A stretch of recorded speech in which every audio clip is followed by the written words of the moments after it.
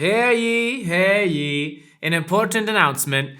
You're hereby invited to create your own invitations using Zoner Photo Studio X.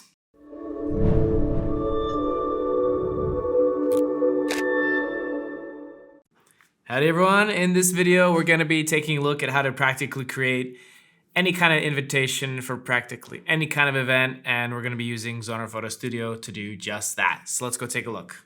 But before we jump in, we've noticed that many of you have not subscribed to our videos yet. So if you could please give us a subscribe, give us a thumbs up, it helps us a lot and it helps us attract new people that could potentially benefit from the value of these videos. All right, let's jump in.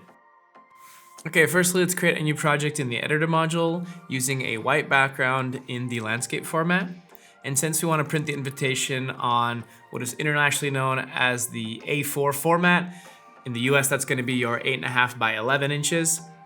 And that is basically just a regular sheet of paper. And we want to fit at least 4 invitations per that sheet of paper. So we're going to have to adjust the size in pixel format.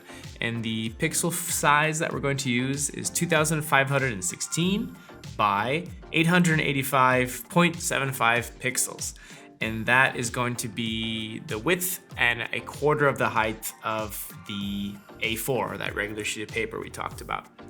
And for wedding invitations, the most common is going to be our portrait orientation, which internationally is known as the A5 format.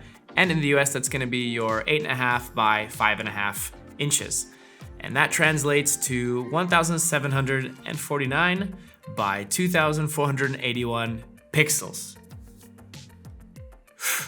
I'm making an invitation for botanists, and it's going to be a botanist meeting, so I'm going to choose a landscape format.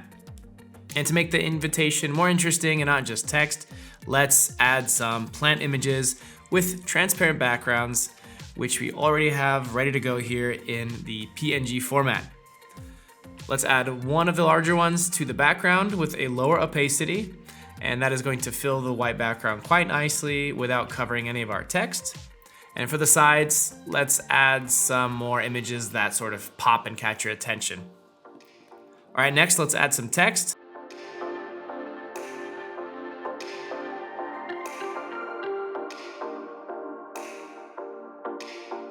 And now let's add a white outline to the main heading just to make it stand out a little bit more. Click Effects, Edit Effects, and check Outline. Let's change the color to white and set the mode to normal. And then increase the opacity to 100. Now let's reduce the size of the outline.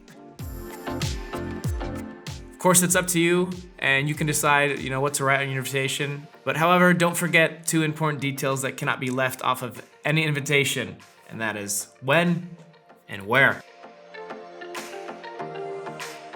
Otherwise, no one's gonna come. Feel free to get creative with your text, but do keep one important thing in mind. Do not use more than 2 fonts because that is going to look ridiculous.